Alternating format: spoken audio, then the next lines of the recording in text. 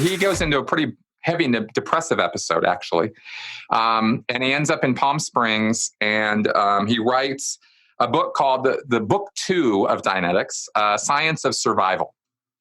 And this is another pretty thick tome. It's the next biggest book that he wrote the whole time of Dianetics and Scientology. The Dianetics and Science of Survival are the big ones. The rest of the books he wrote tend to be much smaller. And Science of Survival took the idea of a reactive mind and went one step further by introducing the idea of a life force, or a kind of, it doesn't use the word spiritual, but like a spiritual force. In other words, a non-physical manifestation of energy that is life, that is who we are. And he calls this theta. And this is, again, foundational, which is why I'm bringing it up.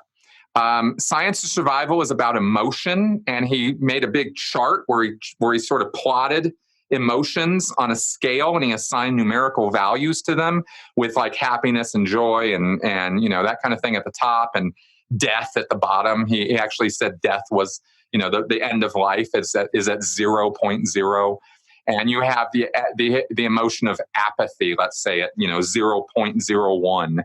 When a guy's just totally lifeless and I just wish I was dead, that's apathy. And then you have grief and fear and anger, and it moves up to boredom, and then you have mild interest and then happiness, and this sort of this scale, right? And of course there's all kinds of judgment factors there, if you think about it for a second, that this emotion is lower than this emotion, and this kind of thing. There's all kinds of judgment being laid down in this chart. And this chart is big. It goes column and column and column and column. And what he was saying is that this chart predicted human behavior. You would look up what emotion the person was at, and then you could go across the columns, and there would be sexual behavior. There'd be a column on sexual behavior. So what kind of sexual behavior could you expect from somebody who was at this emotional level, or what Hubbard called a tone level, a tone. That's what he called emotions, were tones. And this was a tone scale. He analogized it to music, a musical scale, right? With the harmonics and this kind of stuff. It was all very pseudoscientific because, again, all of this was literally created right out of his head while he was experiencing this depressive episode. And we know this because his personal secretary was there, and she later dished on the whole thing. So he writes this whole chart. He writes this whole book around it. He ends up, while he's doing this, he came up with the chart first. Then he flew to Cuba, went on a total bender, had kidnapped his daughter. He and Sarah had estranged at this point. So he kidnapped his daughter, Alexa, and just took her. And you can actually find newspaper reports about this because Sarah was out of her mind trying to get her kid back. And Hubbard had her in hiding with DeMille. I can't remember his first name, but Cecil B. DeMille? Yeah, the director of the book 10 Commandments movie, right? Yes. It was his son or his nephew or something was hooked up with Hubbard and was like his personal assistant or something. And he was helping hide the daughter. And it was this very scandalous thing. And so eventually Sarah got the kid back, only with promises that she would never badmouth Hubbard, never say anything about him, recant all of her statements that he would beat on her, and had kidnapped their daughter. And I mean, it was a very, very, it turned out that Hubbard was an extremely abusive partner. And his first wife also agreed with this assessment. She was also an abused, battered wife. So them, getting Hubbard out of their life was a really good positive thing for both of them. And Hubbard at this point, or shortly thereafter, met and ended up marrying his third and final wife, Mary Sue Hubbard. But that comes a little bit later. So beginning of 1951, we find Hubbard in Cuba, writing this manuscript or dictating it. It gets turned into a book. By August 1951, Science of Survival is published. From that, he comes up with a smaller version called Self-Analysis, which is sort of do-it-yourself auditing, where you can just kind of read the book and it's sort of the author kind of does the procedure on you. You recall things. It's really a memory stimulation kind of procedure. That's self-analysis. That also comes out at this time. Hubbard comes out of his depressive episode, stops drinking so much and gets back on the lecture circuit and ends up in Wichita, Kansas. Dianetics had gone completely bankrupt, and because of Hubbard's mismanagement and personal nonsense, and it was bailed out by a millionaire who lived in Wichita. And Don Purcell, it says. That's correct, Don Purcell. Right? He actually offered Hubbard haven and said, come here, set up shop. I love Dianetics. Purcell was very interested in self-improvement, and he thought Dianetics was the route to make that happen. And Hubbard's, national popularity by this point had waned.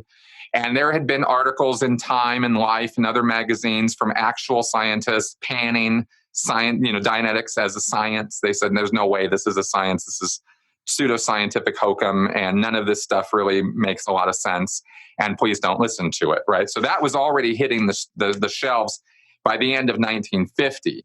And also, it looks like some of his former wives were talking about him in the paper. There were headlines saying he was insane. Correct. And even one of the original founders, I'm not sure if you've already mentioned this or not, one of those two founders you talked about said that he had never actually seen a clear person ever, right? So we've got early founders denouncing core claims that the religion was kind of based on.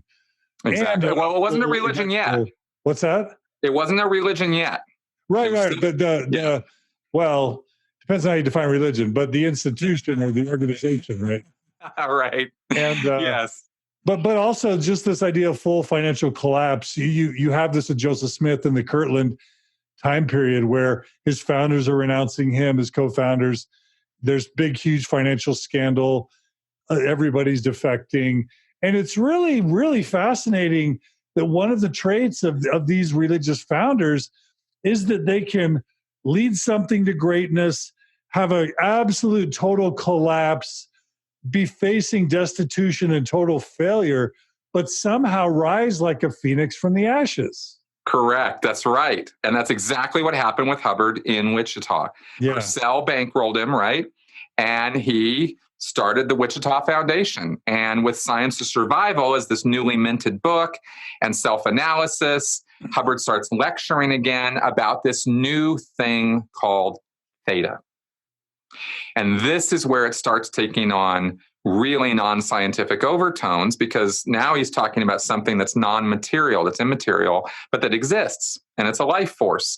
And the idea was with this tone scale was that by going up the tone scale, by more and more auditing, by doing more and more of the procedures, and Hubbard started developing new and expanded and different procedures to build on the original Dianetics procedures. And the procedures went through hundreds of changes over the years. So I'm not even going to get into all the specifics of that because Hubbard tried lots and lots and lots of different approaches.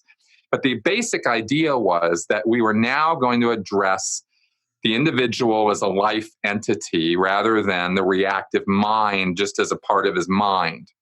And that by going up this, by doing lots of auditing, your tone level or your emotional state would improve, and you would be more habitually in a better frame of mind, a better state of mind. Whereas you're maybe chronically angry, you do enough auditing, and you go up to being chronically bored. Well, that's an improvement according to Hubbard's scale. And then you keep auditing and eventually you get interested in things. And so now you're kind of chronically at mild interest. And that's a good thing according to Hubbard's scale. So empirically, this stuff really doesn't do this, but these were all Hubbard's claims, okay? So I'm laying all of this out and describing all of these beliefs and techniques, but I really probably should make clear, and I probably should have said at the get-go, I don't believe in any of this stuff. I'm just telling you what is there. This is what I was steeped in for decades. So I'm very, very, very intimately familiar with all this stuff. I've read all these books, listened to all these lectures. I spent decades learning this stuff. So, Wichita, Hubbard's getting a new start. It gets going, but Hubbard's personality he hasn't really changed at all. And he really didn't learn a whole lot from the collapse of Dianetics in the first place. So he starts taking Purcell for a ride. Purcell ain't interested. He's got all these debts he's bringing to the fore, right? Purcell had to pay them all off. And then there's more stuff. And Hubbard's just not really being like what he thought he was going to be like. And here's the thing, though, is Purcell bought all this stuff out, basically bought Hubbard's debts. So guess who owns Dianetics? Right? Whoa, Purcell so he owns the copyright? Yeah, because Hubbard didn't own it anymore because he had squandered it, right?